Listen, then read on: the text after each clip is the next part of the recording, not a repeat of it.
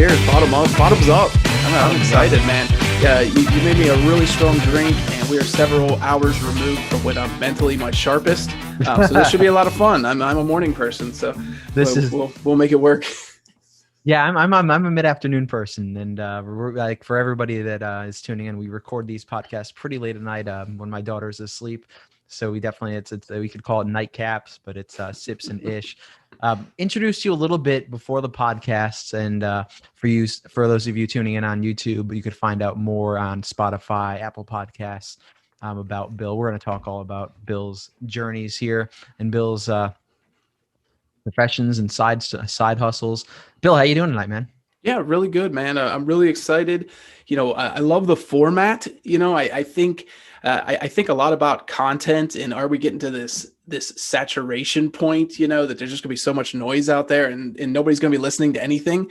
But I think when I see stuff like what you're doing here, people keep coming up with fresh angles on it, fresh takes on an interview based podcast or YouTube, channel. So I just love this. So it's exciting for me to think that I really think if people are creative enough and can come up with enough novel ideas and enough different angles, there's enough good. There will always be an audience for cool content. Thank you, man. How's the drink? It is really good. I'm a big mint julep fan, so there's a lot of similarities here. So I'm really liking it. But yeah, I'll probably show a little bit of my lack of sophistication when it comes to cocktail know-how. But I know I like this. Yeah, this is a cousin. Mint juleps, you almost just have to make them fresh because of the crushed ice and everything like that. So yeah, we're drinking here is a whiskey smash. We made it with Irish whiskey for you here. I know you're a big Irish whiskey fan. So, yeah, delicious. Yeah, and crushed up the ice in the Ninja food processor. Nice. So yeah, things are looking good. And when weather is okay, I always have a mint plant going at all times in my very, very small, very modest little patio garden. So yeah, I noticed that, man. Your mint would probably be a lot nicer than mine. I got mine at the grocery store a couple hours before I made your beverage, and I have seen. I've seen better mint. Let's just say that. Yeah, mint and rosemary, and I think rosemary was an ingredient in your last episode. So that's usually the things I have going. Very nice, very nice, dude. But like, you and I are good friends. We hang out all the time. Obviously, we talk about business. We talk about personal life. I didn't realize how busy you are until I'm doing my homework on you here a little bit. You got a lot going on. Yeah, I tend to kind of fill my schedule with a lot of stuff and something I'm trying to get a little better at. I think as I'm learning during the pandemic and more time at home, that it's very challenging to focus on things sometimes. And I think it's a gift and a curse to be curious and interested in a lot of different things. And I'm finding right now sometimes that, boy, it would be nice to maybe really be able to focus on one singular thing and try to be an expert on it, but it's just very tough, and life is short. So I want to be a well-rounded person. So I tend to dabble in a lot of different things. I was a newspaper reporter for about 10 years, and that's a job where you learn a little about a lot of things. And I think that's sort of, I don't know, life or philosophy is a lot of fun. For sure, man. For sure. I mean, and I gave a little background before, but just to kind of go into it all. So professionally, you are an instructor at Penn State. You have your own podcast, Happy Valley Hustle, which you're proudly showing. I love that sticker on the microphone. Yeah. Just added that a few minutes ago. And then you've got a vintage clothing line. You collect vintage clothing and resell on Etsy and on your Instagram as well, at Cool School Vintage. And on top of that, you're planning a wedding in the middle of a pandemic. Yes. Yeah. Bring it on. Just bring all the stuff on. And ready. You're a cat dad. Yes. Proud cat dad. 3 cats. Yes. And you still managed to make time to watch professional wrestling with me. Yeah. And boy, what is there a better escape than watching professional wrestling? Dude, there absolutely isn't. I have a goal. Seinfeld has mentioned Superman in every episode of his show. We're going to mention professional wrestling in every episode of this. I love it. Yeah, it is like it. I think about our friendship and just how weird it is that, or just how fortunate it is really that we share a joy of wrestling, but also we match up on a lot of different levels too. And I think that's rare. First off, if you find a wrestling buddy, consider yourself very fortunate. But if you have a lot of other things in common with that wrestling buddy, man, you are one lucky person. Pro wrestling's a unique sport. I feel like there's a common bond between all of us, but there's sometimes not.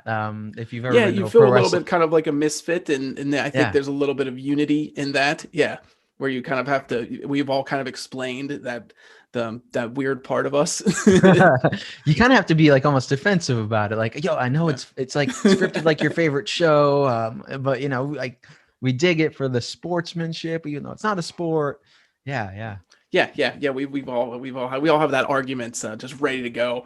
Talking about the artistry and the athleticism, and yeah, we could go on and on. Yes, the emotional hook that often happens in a match.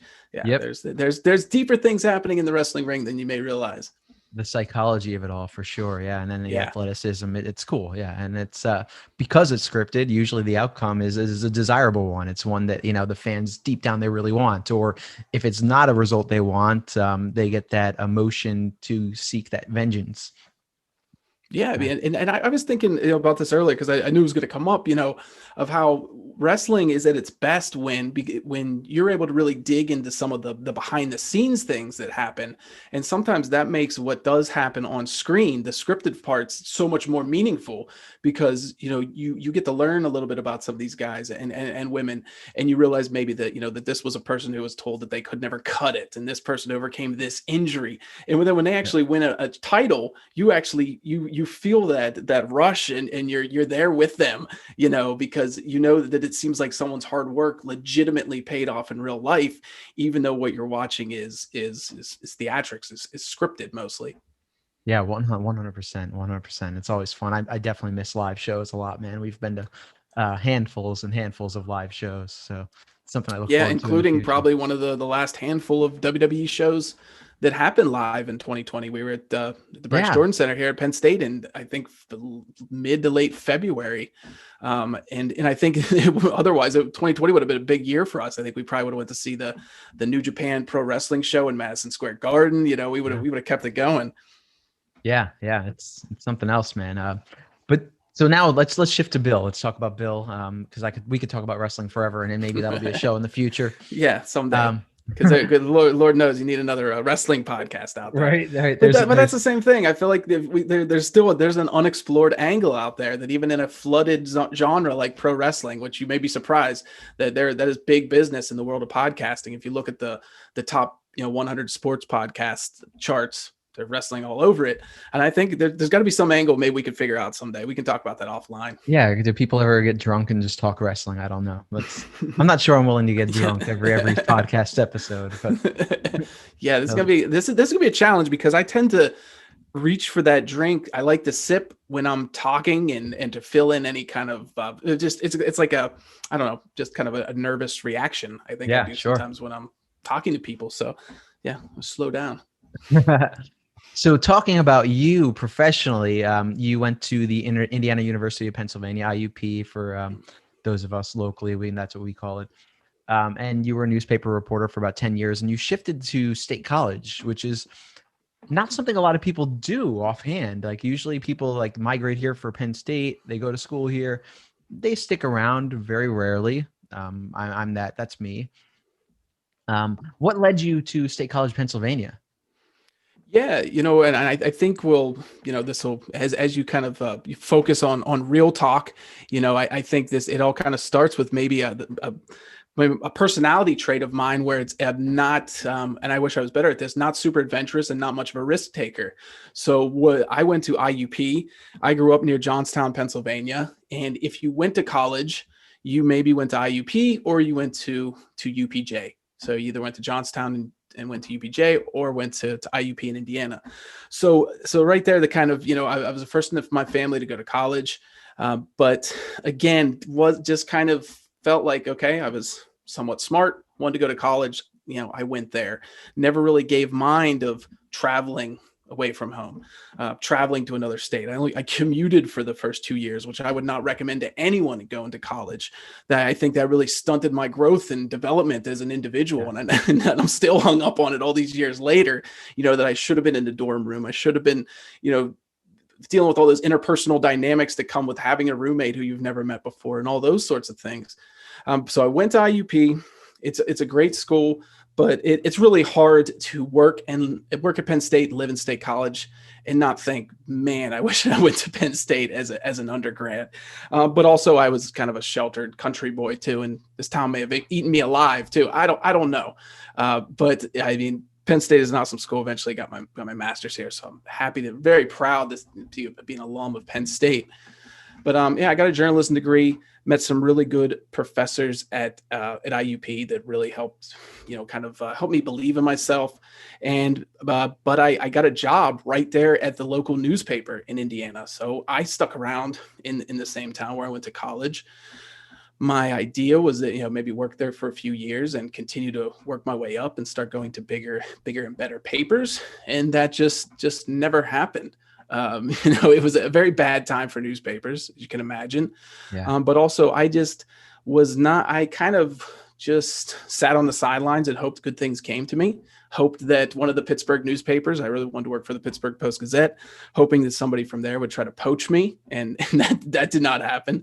And I look back and think, why was I not regularly sending out clips, contacting editors, when I was in the city for, reach out and say, hey, could I just have a coffee with you or something? I didn't do any of those things. I did try to get a lot of freelance writing experience, which was a lot of fun. And that led me to getting some writing, album reviews for allhiphop.com and getting to do some pretty cool stuff like that. And actually had an awesome gig testing running shoes for a magazine called Soul Collector that was focused on sneaker culture. And that was one of the best gigs I ever had in my life. Got paid really well, got free shoes. And then eventually the editors just ghosted me. So the freelance magazine writing industry as well was in a terrible state, and it's still, people don't make nearly as much as they maybe used to at one time. And there's unfortunately a lot of expectations for people to work for free even. So man, yeah, just going deep into my time there, but I worked at a local newspaper, with only a circulation of about 15,000. So it was pretty small daily newspaper though. And I did get a lot of good experiences with writing, editing, doing layout and design.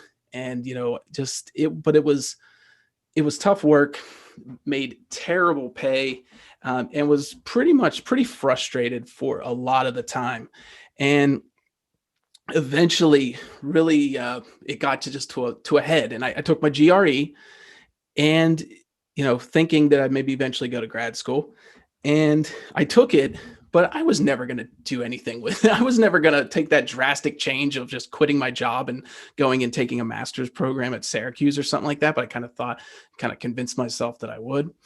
But eventually got to use that GRE and go to grad school. But I just kind of had to hit a breaking point. In 2012, I was just like, I'm going to do whatever I can to get another job. I'm going to get really serious about writing cover letters and resumes and sending them out constantly. And I also decided that in this town in Indiana that I was really determined to leave, that I was going to look for opportunities to maybe become part of the community. I think, they were organizing an agency or committee of residents, to look into issues of walkability and biking in town. And I was like, that'd be kind of a cool thing for me to offer my insights on. And I got to be on the board of directors of the Jimmy Stewart Museum in Indiana. The actor Jimmy Stewart actually grew up there. However, I never got to a meeting because that happened like a month or two before I got my Penn State job. But I really did a significant, deliberate mindset switch that year. And things started working out for me. Got an interview at another newspaper, and that didn't work out. But then eventually got a job at Penn State. And I was looking at opportunities in the region to use my journalism skills. And at Penn State, the position I eventually got was in the Office of Strategic Communications. That's Penn State's main public relations office. Got a chance to be an editor and writer for the Penn State News website, which is kind of the ultimate spot, the repository of all news campus-wide or university-wide. And that was just, it was a good use of my skills, and a fantastic job for somebody moving to a new town and not knowing anybody, because I spent my day reading all sorts of articles about the university and and events that were happening, and just really got to know a lot of what was going on. I'm gonna take a sip of this whiskey smash here and take a breath. No, dude, that's awesome. And going back to Indiana, like being part of that community, being part of that even small newspaper, even if it's like shitty pay, it's kind of like an apprenticeship, but you're building like when you're in a small community like that, you probably feel like to some people, if you're reporting, like people read you, they probably feel like they know you to an extent. When was that you moved to like Penn State? Was that 2011, 2012? 2012 I came. Yeah. Okay. And it's an interesting thing you're talking about small town newspapers. It's I wanted to, I was not great at hard news, going to meetings, asking the tough questions. I did cover local government and local courts and some things like that, but I really wanted to do feature writing. I liked sitting down with people, telling their story. And I also liked doing a lot of like arts and entertainment type writing. So if a musician, came to IUP, I would try to set up a phone interview and talk with them. And for me, that was always super exciting. And I always wanted to like trumpet that and show off that, hey, I got to talk to this celebrity. But those stories, it really seemed like nobody really cared, and and the lesson there is that, small town newspapers, it's really about catering to the local community, and what's happening there. And that's what people want to see, because they could read an interview with so-and-so on about, a dozen or so other outlets. So I think that's just kind of a lesson there, when it comes to, how catering to people and knowing what they want. In one of the books, I think it's Made to Stick by Chip Heath, just a really good book about why things go viral. And he talked about a small town newspaper that was kind of bucking the trend when it came to losing readers and subscribers and advertisers. And the editor said the key was just, he tries to cram as many names as possible in each edition of the paper, knowing that people will read about it, read about themselves, read about a neighbor, will pick up a copy because it mentions their kids, scoring the winning basket at a game. So I think that's just kind of, in hindsight, I kind of look back at that and think, for me, it was fun. It was good for my ego, but at the same time, it was eye-opening in that maybe, trying to understand my audience at all times and understand what they want. Yeah. No, that's something I wouldn't have thought. Like I would think that local reporter writing about like a famous, musician or whatever it may be coming to the area. I thought that would be a big draw, but I guess it does make sense. If you're writing about somebody, they're going to share it with, their family on social media. And yeah, that's wild. So you were at Penn State, and I think my first memory from you at Penn State was, Bill Zimmerman, doing all of Penn State's social media. I mean, like, were you there at kind of like the entrance or the emergence of social media as like a full-time job at Penn State?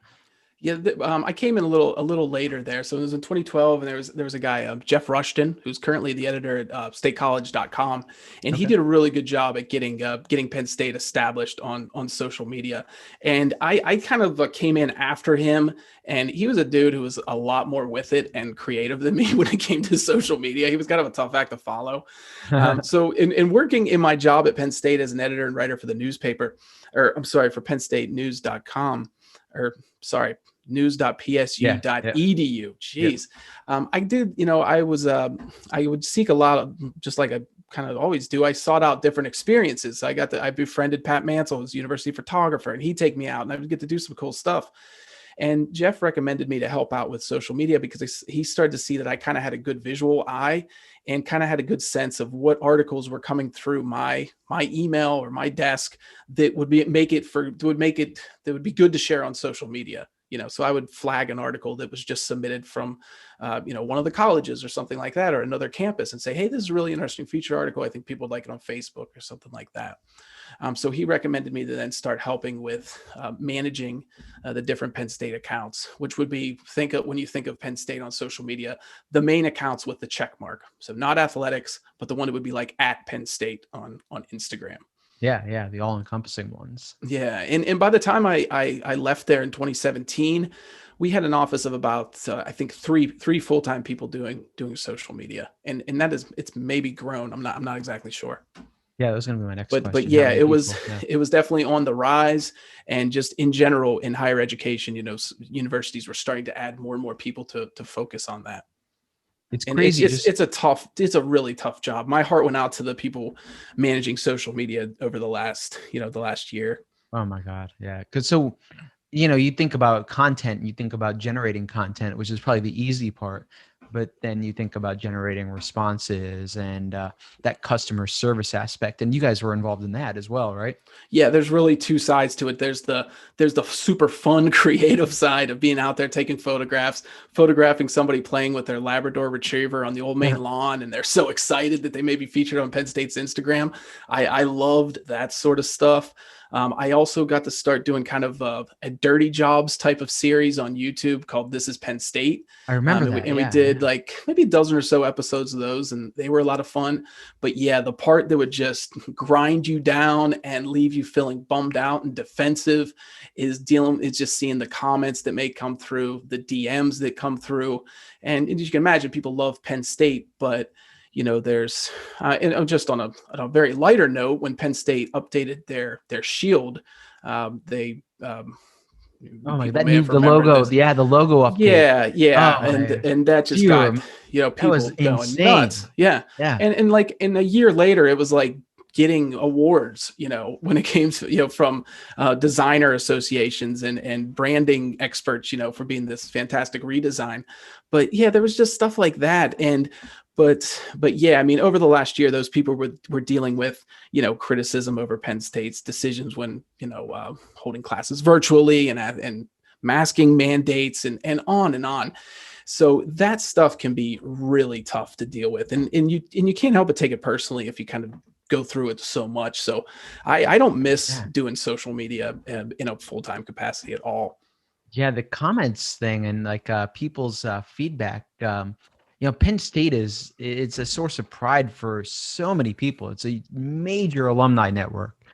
I think, is it the biggest alumni network of any Yeah, school in the country? they claim, I think it's the largest dues paying organization. So that's what the Penn State Alumni Association claims, that the So largest dues paying association in the world, which I think maybe they're like 500,000 or something like that, or maybe that's the number of living alumni. I don't know, but it's gigantic, and it's in six figures. Yeah, I mean, so you think about that, and you think about people's fondness for the school, the fondness for Joe Paterno and the football team that they remember from when they attended school. And then you think about the just climate of social media, the nature of social media in general, the fact that you've got keyboard warriors and those strong opinions combined. And then I can only imagine that there's some crazy stuff. Now, were you with the social media department during the giant Sandusky scandal? No, I came in there after that. I think he was sentenced a few weeks after I started, but there was certainly still residue from that sort of thing. And I talked to enough people in the office to kind of figure out what those times were like, and it was certainly really tough. And at one point it was all hands on deck, because so many media inquiries were coming in that they had all people in strategic communications answering phones, and also some people just calling to criticize, and people were leaving work in tears. So I'm glad I wasn't there during that time. But also, yeah, those comments would continue to creep up. And I think for a lot of people in the office who worked during that time, they were shell shocked from it, and it kind of left them maybe always thinking about the worst scenario that could happen sometimes in situations. Yeah, I can. Which can be a good way to operate in public relations, but also, if you go too far, it can make work really tough. Yeah, I mean, a situation like that's like a 101 on how to handle crisis I mean, for social media, obviously there's a larger crisis and a much more tragic result of that. But yeah, it's interesting. I heard that, I think it was Jeff Rushton who I mentioned, said that that they didn't post anything non-scandal related for 13 days after Sandusky. So as you can imagine, they were using it to share university statements and that sort of thing. And that's just, it's that's something that all brands have to kind of deal with. When do you have to put things on hold? When Yeah. there's unrest in Washington, or when there's a natural disaster. And you see brands screw up because they're just kind of tone deaf and think that they need to be posting constantly. So yeah, it is really kind of a lesson in kind of reading the room and understanding maybe when it's okay to talk about yourself a little bit, but also do it in a very careful way. It's very difficult work and a minefield. And I always try to really give my students the straight talk on what it's like, that, hey, this is a very dynamic industry. It can be a ton of fun. It can be super creative, but man, it can wear you down. And I think over the last year, I think a lot of businesses have started to have a lot more respect for their social media people, because they just realize how dang tough it is. People are working from home doing social media, but they're not getting much of a break.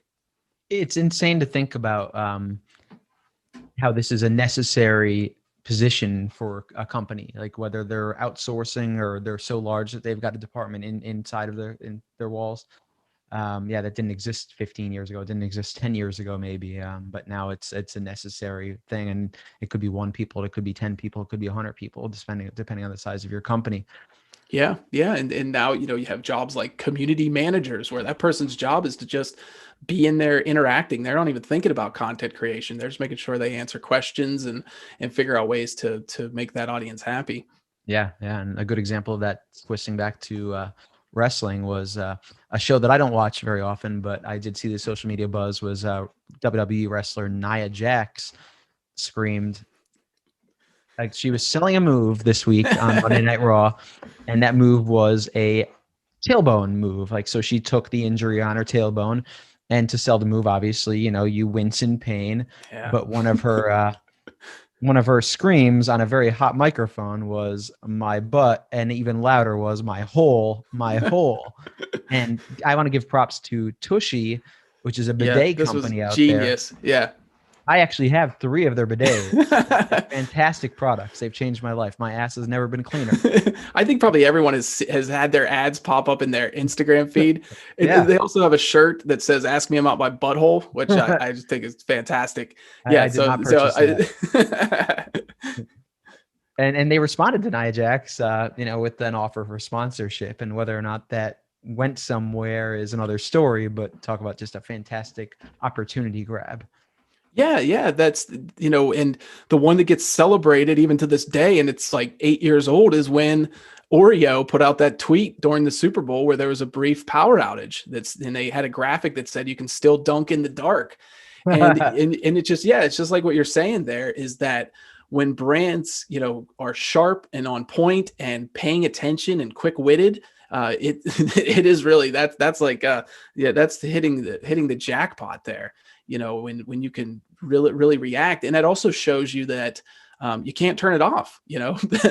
That person from Oreo's agency or whatever was watching the Super Bowl with their antenna up. They weren't just chilling out eating buffalo chicken dip. They were also looking for opportunities to jump in with content. And that really shows you just how sharp people have to be in those jobs. One of the things I love is Wendy's. Have you seen their roasts? Yeah, that was fantastic. Yeah, they were going at people. It's one of the best things on social media, but at the same time, National Roast Day. I think it was February 11th. I think that would have been. So you can go back and see those. Yeah, I mean, to be able to have that creative freedom while working, I assume it's an agency. And to have that creative freedom where you don't have to go back and check, oh, hey, is this okay? Is this okay? Can I get some approval on this? That's refreshing in this day and age. Yeah. And last time I read about it, they had somebody in-house and also worked with an agency. And, and there's go back and look at some of the stories. There's fascinating stuff there with one of the initial social media managers who really kind of struggled with the little bit of internet fame that she got from managing those accounts. And although she became a celebrity, and with celebrity comes a lot of weird stuff and criticism, and it made her job really tough. But yeah, they set a gold standard, and I use them as an example in my class because students love them, and for good reason. Is that they've talked about this at conferences and things like that, and with this idea that the tone that they take is a tone that has been part of Wendy's since before there was Twitter, and I talk about that a lot, is that, what you do on social media should always be a continuation of what that brand is, what it's about, what its vision is, what its mission statement is, what its company values are. Social media needs to enhance that and work towards achieving those things, not just being this noise that's happening to the side. So I always thought that was cool. The Wendy's says, hey, this is how we are. They've always had kind of funny ads, with Dave Thomas in there. And I don't think they were quite as snarky, No. but it was always, pretty light. And there was no other way for them to be on social media. It had already been kind of established how Wendy's was going to present itself to the world. Yeah, I definitely think authenticity and being true to yourself is clutch. Talk to people, not at people, is always my big saying. But there's a lot of people that hate brand Twitter out there too. You'll find endless blog posts and stuff making fun of, of attempts to be, humorous and snarky, and everybody now wants to be Wendy's. Moon Pie gets a lot of attention. So there's people that criticize these accounts because, with the idea of, well, what is this really doing? Because of, millions of people looked at Wendy's, National Roast Day tweet string. Did that really move the needle on sales? And that should be always something that should be considered. But that's always kind of an interesting part here too. What does that kind of extra attention do for the brand? I think it does good things. But ultimately we want to connect these sort of efforts to the bottom line. Yeah. And brand awareness is brand awareness, and whether or not that's converting to somebody going out and buying a pub burger or the spicy chicken sandwich, I guess, is another topic, right? Yeah. So I definitely want to talk to you about the switch to becoming an instructor and the challenges that you have there, and not only it's the challenges you've had in switching over from a newspaper reporter or social media content person. I'm sorry if that's No, man, it's something I talk about a lot because it's kind of a fun story, really, and kind of not so much fun, but more of just kind of an example of what kind of the fun directions life can take you on, and what can happen when you kind of recognize a good opportunity and capitalize on it. So when I came to Penn State, I understood, or I inquired immediately about kind of what benefits were offered to employees to go to graduate school. I didn't really know exactly what I wanted to do. Just knew I wanted to get that master's degree. Penn State offers, at least when I started this, 75% tuition discount for employees. So I jumped on that. I ended up in the higher education master's program. Just knew that I loved working at a university and I wanted to keep it going. I recognized immediately that there's a great energy on a campus. It's really cool to be around a bunch of people trying to better themselves. I wanted in. I did not want to leave, and let me get this master's degree, and that should really solidify my position. And then as I got to do it, I started it's a very flexible program, and a lot of full-time employees get into that MED program, the Master of Higher Education. And I, started to figure out what could kind of be my angle here. And I started in kind of a very academic approach, research heavy, looking into communications and particularly communications in higher education. But then I also got a chance to teach a journalism class as an adjunct instructor. I was starting to learn that a lot of my coworkers were teaching, part-time, teaching one class a semester. And I was like, that sounds awesome. Great way to make some extra money. And I would really like to give it a shot. And I think I did my first one in 2015 and just absolutely loved it. And it was starting to feel like a little bit of a calling. And I kind of just was like, this is it. I want to do this full time. I got to figure this out. And when I was doing my master's, I started tailoring my studies towards college teaching, took a college teaching class, got internship credits because I set up one of my semesters of teaching as an internship. So just did some kind of good stuff like that. And, eventually got that master's degree in 2016 and just started telling everyone that my mission was to become a full-time educator and try to put it out in the world and make it happen. And started looking around, applied to a few jobs, and lo and behold, College of Communications, where I'd been teaching as an adjunct, posted a position for a lecturer, full-time teaching position, but a lecturer, you're kind of the at the bottom as far as, a full-time faculty member goes, but totally cool with that. I got a master's degree. I'm not on a tenure track. I don't have any plans to get a PhD. But thankfully I got involved with a college that puts a premium on work experience. and has some fantastic, non-academics there teach, to not to downplay what the great intellect of the researchers there, but there's just some people with some amazing resumes in the professional world who are also really good teachers. So it's really fun to be a part of that. And since fall of 2017, I've been teaching full time in advertising and PR. Teach a class called Digital PR, another class called PR Media and Methods, which is a PR writing course. And I also we have a student-run creative agency called Com Agency, and I supervise the social media division within that. So it's a great job. I get to teach, and I also get that sort of kind of a supervisor role with Com Agency. So it's been a really fun ride. It's the best job of my life. It really fits with my personality. I'm pretty introverted and never really liked kind of workplace mingling and talking during the day. Would love to have a drink, coffee with one or two colleagues later or over lunch, but during the work day, never liked to mingle much. Wasn't that great at that sort of stuff. So now that I can have a type of job where I'm by myself a lot, can be working from home or working in my office with the door shut, that suits me perfectly. And then the extrovert in me gets engaged when I get to be in front of the students in the classroom. You and I are very much the same in that regard in terms of, when I'm at my office, I like to get everything done. I flip my phone down. I don't want to look at social media notifications, text, phone calls, unless they're sales calls, of course. I'll pick them up gladly. See, I'm working by myself, but I'm struggling to not look at distractions. And it drives me nuts. This week has been crazy. So I got in on a bunch of the cannabis stocks months and months ago. And there was so much movement on it this week and so much noise, I guess you could say, from people talking about them.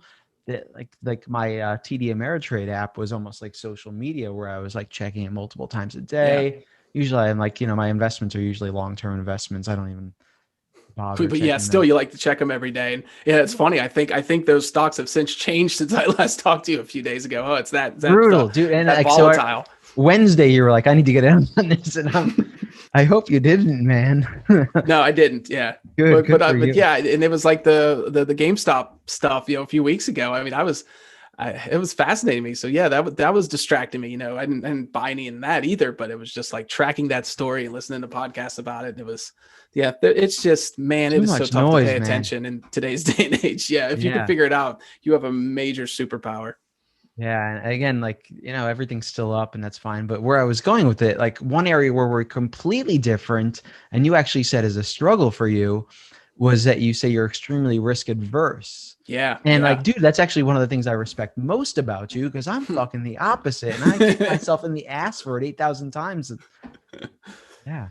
Yeah. It's tough, man. Maybe there's got to be a happy medium there. But yeah, it's you have those what if things, and I wish I would have had more maybe confidence as a young man and struck out there and went away to college, or I think me getting a job right in the town where the newspaper was located and what was essentially my hometown newspaper was bad for me. It really stunted my growth and development as a person, I think, a lot.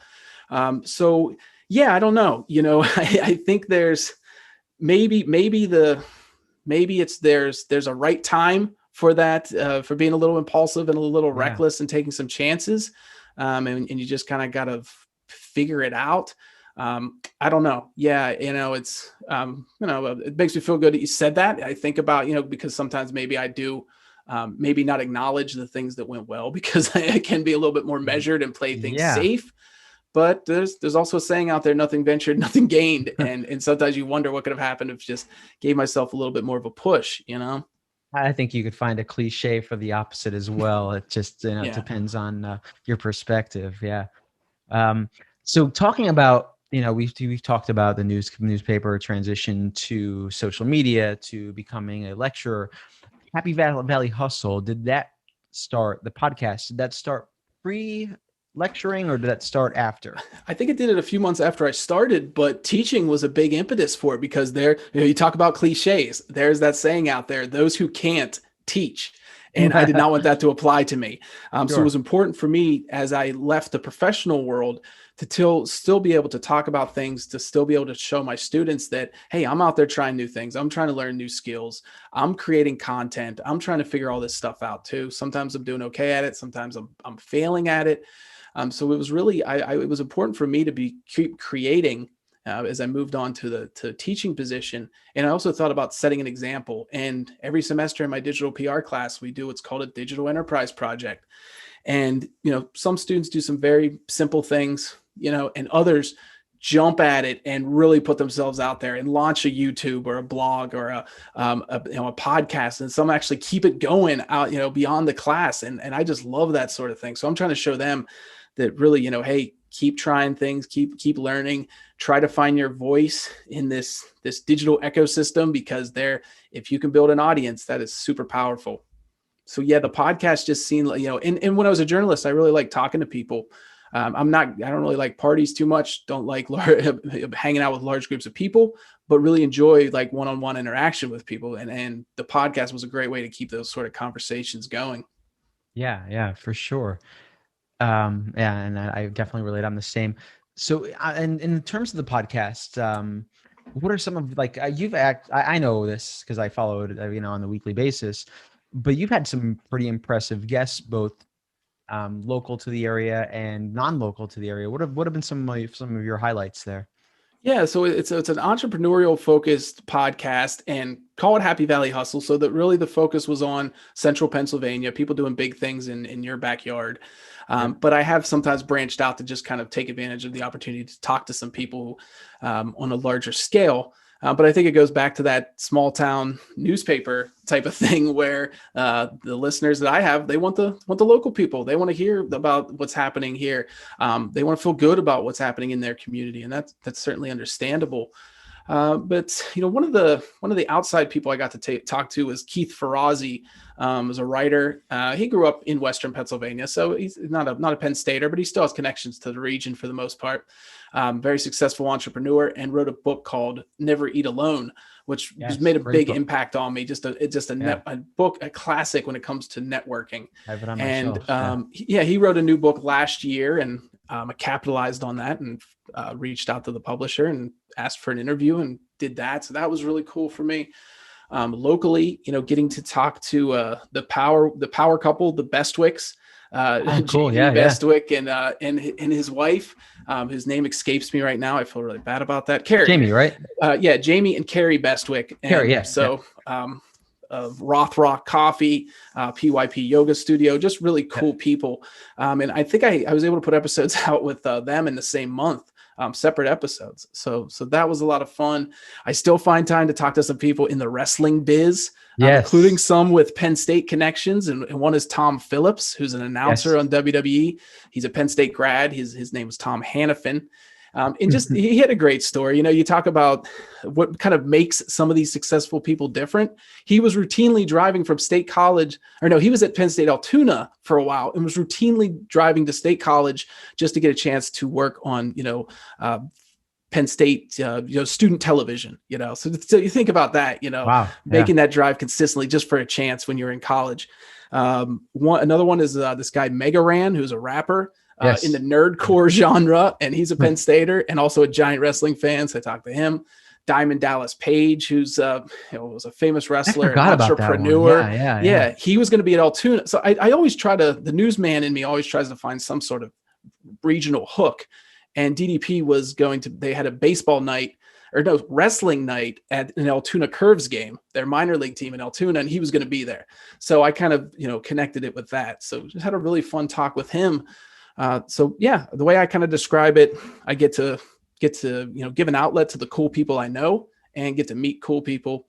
And yeah, it's just been a lot of fun. One of the best professional decisions I've ever made. The college, my dean, they love that I have this thing because it's also helped differentiate me from other people. They like that I'm actively doing this. Sometimes I just taught a freshman seminar class last semester about the power of podcasting.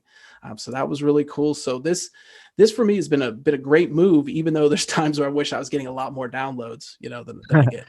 And for the life of me, maybe you can offer some advice here. I cannot get people to answer a call to action on my podcast. And it drives me nuts. Can't get people to click on a promo code that an advertiser shares. Can't get somebody to leave a review, sign up for an email newsletter. So it's like sometimes you just kind of give up on those sorts of things. So it's sometimes you struggle constantly with this. Your ego gets involved, but sometimes the universe throws you a bone and somebody shoots you a text message and says they really like that episode, and you're like, all right, I guess I'll keep going with this. But man, Yeah. I could, I don't know. And I realize how tough it is and how rarely maybe I answer a call to action, but Yeah. man, that frustrates me. So that's what I was gonna say. Like I'm new to this. I've got zero skin in the game in terms of getting responses. I've got some decent feedback, but again, like the numbers are small. The numbers are gonna be small going in. But I think about the way that I consume podcasts. I'm at the gym. Like I like as crazy it is, I'm a DJ. Like I pump up music should be what I'm playing, but I listen to so much of that outside of the gym. I listen to podcasts in the gym. I listen to podcasts when I'm running. I listen to podcasts in the car when I can, when my daughter doesn't want to listen to the Frozen soundtrack. So thinking about like responding to a call to action when you're in the middle of something is something that's going to be tough. Like it might ponder some thought, and that's cool. Like as a creator, like, hey, you're making this person think, like, and maybe generating some kind of action within themselves. But at the same time, like you're probably like, so much of this sucks because we want that feedback. We like the crowd noise. We're probably not going to get it. Just hopefully it's beneficial to somebody out there. Yeah, you make a great point there, because it's going to require what I got to go into your show notes now and click on this link, or I got to go sit down to my laptop and open up the my email and do this. So yeah, you make a good point there, that it's also just the reality of kind of how we interact with podcasts in a lot of ways, and that's what makes like promoting a podcast on social media so hard, because nobody just drops what they're doing and just oh, all right, I'm going to Right. click on this podcast and listen to it for an hour. Yeah. So it's a challenge. As I talk, I get a chance now to sometimes talk to classes about podcasting and talk at events like Startup Week at Penn State. And now, my line is just, measure the success of your podcast or any content creation venture in the number of opportunities, not the number of downloads. And for me, that's what's kept me feeling good about it, because it's mean opportunities to speak, opportunities to differentiate myself and create a bio that's a little different from my peers in the college. So I think that's the thing I keep coming back to: opportunities, not the numbers, not the number of downloads, that sort of stuff. That'll make your ego feel good. But yeah, these opportunities that come by are really good. And I think, that's like what you're doing. There's some branded podcasts that are really cool out there. So this can be a good, B2B strategy as well. And I think we're seeing a lot of people figure that out, where, wow, I could talk to somebody who wouldn't give me the time of day, all of a sudden will talk to me, and they'll talk to me for 45 minutes because I have this podcast. And that's really powerful. So yeah, there's so much more that can be accomplished than trying to get on the iTunes charts. Right. Yeah. I'm pretty much, again, like, hey, you want the best, you want to keep on trying your best. You potentially want it to chart. I mean, I've sold 6 t-shirts so far, and Dude, that's awesome. I've been wanting to do something like that, but I'm scared. I don't want to do this and keep pushing it and not sell a single one. So I think that's awesome. And I think it says a lot that you've done a good job building up excitement for this thing. Yeah. And it doesn't hurt to have some cool designs too. Well, I mean, I try my best. I mean, so translating this to like I don't expect B2B. This is my creative outlet. Like I like making drinks. I like talking to people. It's a creative outlet during a time where I'm not DJing 4 to 5 nights a week. But you can also kind of figure out ways to drip this into your main business. So Mint, I've already figured out a way that we're going to do a podcast within the Anchor app, with all of our DJ team. And I also found out, like, okay, Printful, which is a print-on-demand T-shirt company, we're going to use that to create some really cool branded gear for Mint, which I wouldn't have discovered or stumbled upon had I not tried out this podcast. So it's definitely a benefit there. But for you want to talk about gear, you want to talk about clothing, comes the vintage clothing line. Again, like, dude, like as a marketer, as a brander, as somebody who's like a giant geek for design and names and puts so much thought in that, overthinks the fuck out of it. Happy Valley Hustle is cool as hell. I love that the not just Thanks, the name, man. but the logo and design. But then you've got Cool School Vintage, which is I mean, dude, that could be a global brand potentially, if you think about it, because it's really cool sounding. But it's vintage clothing, builds sources on his own, and that's something that, like, I mean, there's so many businesses that you could run in your sleep, and they're soulless or they've got no heart to them. But this Yeah. is one that's got a ton of heart because you're putting some time into, going to vintage stores, seeking things out online, and also trying to find deals that make it worth your while to resell. Yeah, it's an absolute adventure, man, and it's fun, and it consumes my thoughts a lot more than it probably should. And just comparing it to the podcast, the podcast is something when I sit down and look at the numbers at the end of the year, I lose several $100s, just Yeah. doing some promotional things and paying for hosting, but the vintage clothes actually makes money, and that's awesome. Yeah, it's an absolute blast. I was, on Instagram a lot and was starting to follow these accounts of sellers and was like, I think I could do this. And also, this dealer out of Tucson, Arizona, Slobby Robbie, had a series on Netflix that was just awesome. Now, can we clarify it? What do you mean by dealer? Slobby Robbie. Yeah, his place is called Generation Cool. So dealing all things vintage, but also new sneakers and stuff like that. No drugs. No. Okay. No, he wasn't doing it. It's not that I know of, but he definitely takes cues from, I guess, we kind of think of maybe an 80s drug dealer would dress like, maybe. I don't know. Yeah, he's got a very bold sense of style. So he's a lot of fun to follow on social media. His Netflix show was awesome. And I was like, I really want to do this. And yeah, it is an absolute blast. I sell. So through he was Etsy. the inspiration? Yeah, do his show and then following a lot of these accounts on Instagram was like, this is a lot of fun. I could do this, Yeah. not on their scale. And yeah, it's just been a lot of fun seeking out stuff mainly from the 80s and 90s, going to Goodwill, going to yard sales. Tomorrow, me and my good buddy Jason Huber, we're going out to the Goodwill outlet in Carlisle, where you buy in bulk and you dig through piles and piles of clothes and junk, and it's dirty and tiring. But man, if you find something good there, you are selling stuff. You can then sell it at an insane markup because you bought it for a few cents. So wait, do you buy like in bulk before you actually like know what you're getting? Do you just buy the shit and then go through it? You get a cart, you pile it up, and then you at the checkout there's a scale, and that's how they figure out what you pay. So it's like buying meat. Yeah, but there are dealers out there. If you're doing this on a higher level, there are people who sell you a pallet of old clothes. If you're doing this as on a higher big level. But yeah, it's a lot of fun. It's treasure hunting, and more often than not, you're buying a shirt for $5 and maybe selling it for 15 or 20 on Etsy and then spending $3 or $4 to ship it. Yeah. But there are those times where you'll spend $1, $2 and then sell a shirt for $60, sell a shirt for $100. Some of the prices are insane right now. A few months ago, somebody sold an Aladdin t-shirt for like $8,000. That was, an all over print shirt from the 90s from the cartoon movie Aladdin. For Aladdin. So there's just some insane stuff out there. Band t-shirts, rap t-shirts are just go for insane amounts. Old wrestling t-shirts from the 80s and 90s. So there are, it's people like us that are very nostalgic as we get into our 40s and have a little money to spend, and we're willing to get that little nostalgic pop to fill that comfort, the familiarity. We're willing to spend a little bit to have some of this old stuff that maybe they couldn't own when they were kids. So it's really fascinating. But it's not all glamorous. There are times you go to a Goodwill, you're there for an hour digging through the racks and you're like, what am I doing with my life? I should be doing a million other things.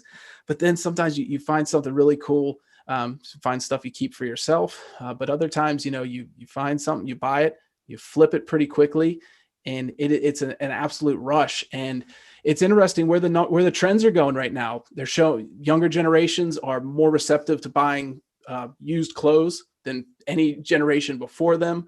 Yeah. There's so many outlets like Etsy and Depop and Poshmark to be able to sell old stuff. There's for sneakers, there's StockX, and for luxury goods, there's the Real. There's so many different outlets now for people to get in the game. And it's like you said, it can be an easy entry to making money, from home, doing something entrepreneurial, but definitely takes a lot of work. You're going to fail at it sometimes. You're going to waste money and buy something you think there's a demand for and there's not. The You may the buy. ugly Christmas sweaters this year, right? Yes, yeah. That was my big fail last year. I bought up a bunch of ugly holiday sweatshirts. I thought they were fantastic. My fiance Lena loves them. She's wearing them constantly. Sometimes she's taking the best ones. And I decided I was going to teach myself how to use Shopify, which is another fantastic tool that's really empowering a lot of entrepreneurial people, giving them the chance to sell their wares online and integrate really sophisticated e-commerce tools into their websites and social media. So through Shopify, you can actually have it so that people on your Instagram can purchase right within the app and not even have to leave. So that's a frictionless experience. Yeah. And I thought, okay, I'm going to figure out how to use Shopify, and I'm going to create a holiday shop. And I will try to sell these sweatshirts for end of November into December. And I did not sell a single one. Total failure. Spend about $30 a month to manage the site. Not a big deal, but I kept looking at it as a learning experience, but man, I was sure hoping to sell at least something. Right. I thought these things were so much fun, but there was a lot that I screwed up. I probably sold them too much. I think the demand for these was not what I thought they were. People were really not going to a lot of holiday parties anyway. Yeah. And these sort of ugly designs are everywhere now. Every brand is creating their take on an ugly holiday sweater and making a sweatshirt out of it. And also, if you don't have a good way to drive traffic to your Shopify site, it's going to be really tough to make that sale.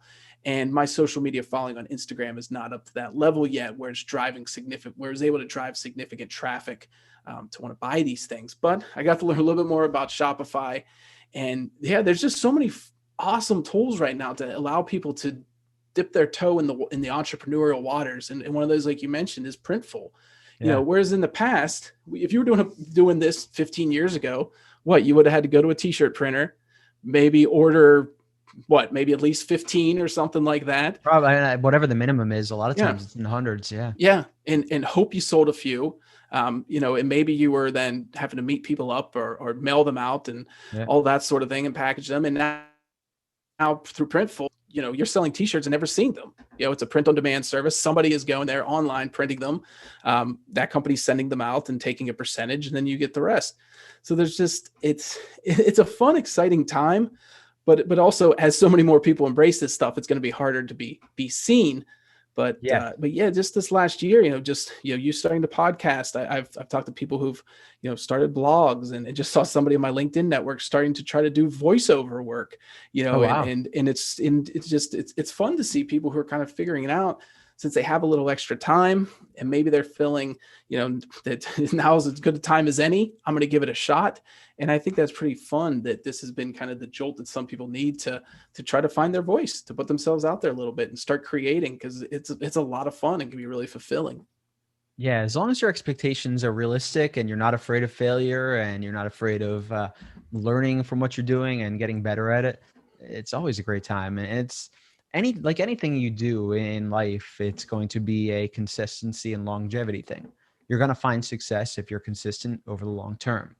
Very rarely are people successful right away.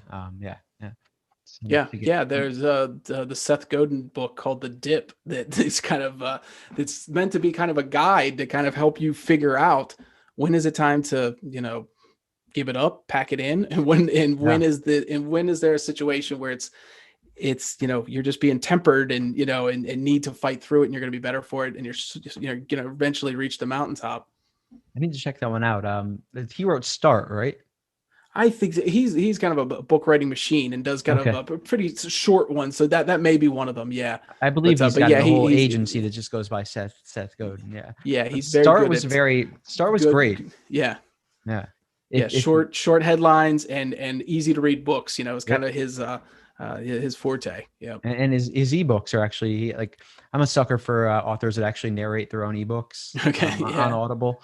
I found it very I can't pay attention to to ebooks that are spoken or read by somebody that isn't the author. It just feels so inauthentic to me. Yeah, it'd be hard to get somebody who's going to care about it as much, huh? Yeah. Whether they're the best speaker or not, doesn't matter. Yeah. And so I guess lastly, we want to talk about relationships. We want to talk about planning a wedding in a pandemic. And I know that, we were hanging out heavily when you met Lena. I was right swiping and left swiping on Tinder, and that's how you met her, right? Yeah, that was a Tinder connection there.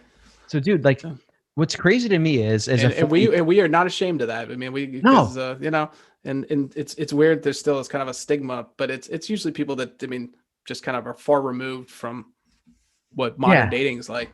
Well, it's wild to me that, like, so I'm 42. I own a DJ company. Like, we do 100 weddings a year, sometimes more. And one of the questions we always ask on our planning forums is, how did you guys meet? And so many couples meet that way. That's just the organic way people meet. So it's by no means out of the ordinary. Yeah, well, we just yesterday, Bumble had an IPO. Did Their they? founder, yeah, their founder just became a millionaire or billionaire, sorry. And and I think one of the articles I read said about, like, I think it was 30% of married couples right now, or new married couples, have met through some sort of online dating. Yeah. So yeah, it really is a godsend, Dude, and so Bumble is the only company that wasn't acquired by the Match Group, correct? yeah, they're Okay. separate. Yep. Yeah, yeah. I know pretty much And the matches. founder at one point was part of the Match Group. So it's a whole, That's it's a right. very interesting story. So Yeah. it was a female. Like, was it a female group that left Match? Well, I think, I don't know, but their CEO is female, and yeah, has Yeah. become one of yeah. I think if the article I read, there's only less than 5% of billionaires are female, and now she's one of them. So it's pretty cool. Yeah, great for her. Great for her, And man. yeah, and that's a really cool platform and really smart. And they've done things like, they recognize that if they're doing their job right, people are not going to need the app eventually anymore. And then they figured out ways that, okay, let's use this as a connection for friendships. Let's use this as a way for females to find potential business partners. So Yeah, they've done some yeah. really smart things with it. Yeah, I remember that from multiple years ago. I remember there was like a Bumble Biz, a Bumble Friends. So yeah, that's smart for sure, for sure. So in planning a wedding, like, obviously you have skipped the terrible year, which was 2020, which is the year that we've all endured, and I've seen, hundreds of couples having to reschedule or cancel or downsize their weddings to something less desirable than they had envisioned. Have you had encountered any struggles like planning this year, or even non-pandemic related? Has there been anything really, really challenging for you guys? I mean, it just, in general, you have anxiety about it. You hope things will be better then. You hope people will be smart and get vaccines. Both Yep. both my parents have been vaccinated, so that's Oh, that's good, good. that's a relief there. I'm happy about that. But yeah, I mean, I don't want to throw a super spreader event, So it's, I hope that things are safer, and that we can figure out a way to, if things aren't a lot better, that we make sure that there's a way that don't doesn't make situations worse for anyone. But yeah, I mean, that part's, just planning it hasn't been so hard. You're still able to reach people, but meet somebody in person with masks on, social distancing, or all those sorts of things. But I think that's just the general anxiety of hoping that this thing can go down and be the wedding that we want it to be. With Yeah. relatives coming in from California, or, like, I'm really excited to show off Penn State to people. I got excited creating a to-do list to put on our not our website on the Knot. I want to bring people around and hopefully get to take them on campus, maybe, and go to the creamery and those sorts of things. So I hope all that is happening, but also you try to put it in perspective and realize the important thing is that, us getting married, and whatever that day turns out to be, we just got to keep it focused, and, just that us being together and to be able to become a married couple is what matters. But yeah, there's some anxiety for sure. But yeah, just trying to hope for the best. Yeah. Yeah. And And talk it, about, and it's cool to, to have you to be able to kind of talk about and figure out things, and give recommendations. And when it came to figuring out a photographer, I was able to reach out to several people and got a ton of good recommendations. And it's nice that we are well liked and have some good connections to just be able to connect with people and figure out a lot of this stuff. yeah. Yeah. I mean, you talk about super spreader events. Even though our wedding season was pretty small, like, I went into some, and there's obviously the group of people, and I'm empathetic towards them to an extent, like, more so than like going to a retail store. But there's a group of people that might be, it's their wedding day. It's like, and it happened in 2020. They wanted, like, they wanted to keep their date, and in their mind, they're like, okay, let's forget this exists for a day. So then I'm left, with like 250 guests. That, like, I Yeah, don't think yeah. I don't think I did a wedding over 200 guests, but I'm left like, okay, I've got to get a COVID test. I've got to quarantine. I have to make sure that, like, I'm not giving this to my 3-year-old daughter. Yeah, yeah. People coming breathing on you, making requests, huh? And so the one thing I experienced was that everybody was pretty like safe, cautious, and as much as they could be in a somewhat large group during that thing. But then when drinks start flowing and the dancing starts and people start just like getting lost in the moment, Yeah, too that's many when, sips, right? yeah, the way it's chugs, not sips, right? Yeah, so that's what I've experienced. And again, Yeah, I'm and that would be, yeah, that'd be scary and and upsetting and um, yeah, it but it's it, sucks, and thinking about yeah, honeymoon too, and uh, right. both Lena and I are not great about kind of planning trips, taking a long time off and all that. And now it's like got some credit card points earned up, have a honeymoon. Like let's actually do this and let's see how long we can make it and that sort of thing. And now it's not, I'm not even sure how that's going to work, So, So I haven't asked but you, that's a like, small problem. have you decided on a place? I think we probably want to go somewhere in the Caribbean. I think is kind of I got to go to Belize a few years ago, so maybe go there or finding some. So I want to find kind of there's some small islands there that are kind of hidden gems from what I've been reading a little bit. So I'm Right. kind of looking for that sort of thing, but yeah, really have not given it much thought just because of how kind of up in the air things are. So Belize, like just talking about that real quick, because I know this story. That was a free trip that you got, and you got to Yeah. go. Hey, So I was working, man.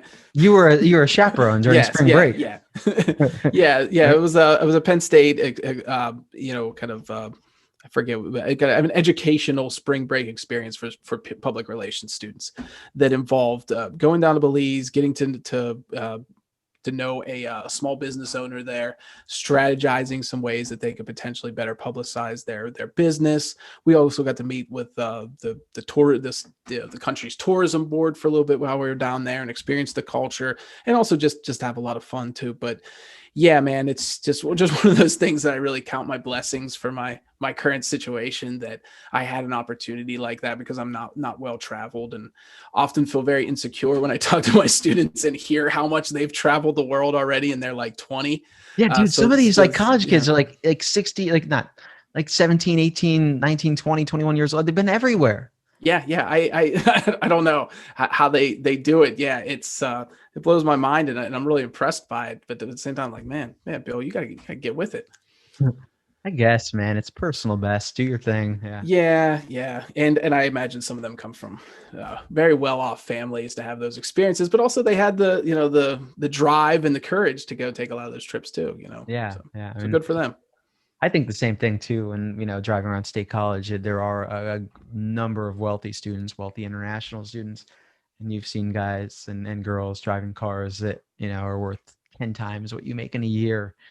It's just like, oh man, Yeah, to live yeah. that life. That part's yeah. It's interesting, the dichotomy. I don't know, whatever you want to call it. Yeah, so that sometimes happens in a college town. Yeah. But I'm able to recognize, like, when I see that and like I'm like I want to put it down. I'm like, I'm just fucking jealous. Like I want to drive that. I want to drive that Can I Bentley. take that for a spin? Yeah. Yeah, like, dude, I want that Yeah. Ferrari, Bentley, That's good, man. I Mercedes. think that's you know, don't be a hater, and I Yeah, think there's times in my life where I was maybe when I was most unsatisfied with life, and I found myself just being bitter, yeah, yeah. and sometimes that was involved in living in a college town in Indiana, Pennsylvania, and being jealous and of the young people having their whole future ahead of them and all that. I just wasn't in a good mind space. And I think I And at that found, time, you're still in your late 20s too, yeah. so you're young as fuck. Yeah. And I found it coming to Penn State and being in a much better mind frame, that it's much easier for me to just be kind of to not be like that and just be like, I feel fortunate that I get to be around the students, and they help me keep me kind of young and try to keep my mind flexible and open to seeing new things. I think that's one of the and that's a cool thing about working in communications, is you will be a dinosaur pretty quickly if you don't try to think a little differently and think of the possibilities. You can't be rigid in this field. So I think I feel really lucky that I get to teach at a university and get to be around young people, because I think life would be just a lot less satisfying if I didn't get those perspectives. Yeah, absolutely. And this town does keep you young. I don't know who posted it this week. Somebody did it on Instagram, but it was a simple cliche, a cliche again, but it was don't get bitter, get better. Yeah, that's awesome. I'm gonna Dude, write that and one it down. just hit me. It hit me. I was like, yeah, Yeah, that's and I fell into that bitter mind trap for a while, and but I we was all not do. getting better. There was no progress being made. It was terrible, you know. Yeah, no, we all do, man. We all kind of feel like we're the victim sometimes, and it's just a Yeah. matter of, getting past it and moving forward. But Bill, dude, I want to thank you so much for being here tonight. Yeah, man. Um, Thank you. Best of luck with the show, man. I think you're really onto something great here. And it's hard to be bitter when you're getting free drinks either. So this is, I think you're going to have, an army of really satisfied podcast guests here in a few months who will be, singing the praises of the show. I also got to say is my CPA is going to love when he sees the fact that I'm writing off all of the drinks and shipping of the drinks as a subsidiary of Mint DJ events here. But You're a it is what smart it is. man. It's a fun way to write off my alcohol habit, I guess. But before we head off, before I let Yeah. you go and spend the rest of your evening with Lena, it is Valentine's Yeah. Day weekend. Let us know where we could find you. Yeah, sure. The podcast Happy Valley Hustle is all over the place where podcasts are available. You can listen on iTunes, Google Play, Spotify. You can also go to my website, billzhustle.com, and you can listen there. I'm on Instagram. Bill Z Hustle is on Instagram and Twitter, but also Cool School Vintage. That's the thing I Yes, really want to hype up. yes. At Cool School Vintage on Instagram is probably the best way to find that. But you could also go to Etsy and look for the shop Cool School Vintage and check out what I got there. It's just a fun trip down memory lane. Even if you don't buy anything, it's just fun to look at some of this stuff. I found a No Doubt T-shirt at the St. Vincent de Paul a few days ago, and it's just, you think back, just you can kind of take a trip back and think to some of the songs that you listen to and that sort of thing. And that's also something that I can flip for a very handsome amount. I'll tell you that offline. But so that was just, it's nice sometimes just to kind of look at this stuff. It's like a little mini museum trip. So Yeah. I think if you have an appreciation for pop culture, for design, if you're feeling a little nostalgic, it's a really fun side hustle to get into, but it's also just fun to just spend time flipping through Depop or going to Etsy and just looking at some of this stuff and just, taking a trip down memory lane. So I know I don't really know what Depop is. Is it DEPOP? Yeah, you got it. Yeah. Okay, cool. Yeah, and what year was the No Doubt T-shirt before we head out here? It didn't have a date on it, but I would probably put it at like 96 or something like that. It's like Tragic Oh, Kingdom. yeah, that was the shirt. It has a big fly on the front. So, and that's the thing too, you can educate yourself in multiple ways and, have the eBay app on your phone and look something up while you're there in Goodwill and be like, is this worth buying or not? And sometimes you're like, oh, wow, I just really hit something good. Nice, man. Nice. Well, thank you so much. Yeah. I get way more excited about old clothes than I should, but it's No, and I hope that like some of my DJ friends listen to this, because I know plenty of DJ friends that love like the vintage collectors thing. So hopefully that's able to reciprocate a little bit for you. yeah, and I can imagine some of the cool swag they've probably accumulated through the years, and what's the like the DJ press, the only type of records and that sort of thing, Yeah. and stickers and patches. There's probably a lot of cool stuff they've accumulated. Next time you're over, I have to show you a book I have. It's called Rap Tees. It's a vintage. Oh rap yeah, tees. I actually have that. Yeah, that you is have an that? awesome book. Yeah, So a DJ DJ Ross One, right? Yeah, Ross One. Yeah, he's the Yeah, author. yep. Yeah, great guy. Yeah, cool. Well, Yeah, he thanks a has an lot. insane collection that I'm sure has probably Well, I think doubled he's or got a shop tripled in in LA value. too. Oh, okay. Yeah. The prices have been, it's probably approaching bubble territory. But right now it's been a fun ride. It's cannabis stock territory. Yeah, exactly. This is our days. I'm just so bitter, man. Over like, again, everything is up from the Just time be I first. patient. Yeah. But when one of my stocks was up 835%, I wish I would have canceled. Got out of it. Yeah. But all good, man. Yeah, thank you so much. Enjoy the ride. Yeah, as Howard Stern would say, you've said it all. You said too much. And yeah, thanks, man. I like it, man. Hey, thanks a lot, and thanks for the great drink. My pleasure. Peace.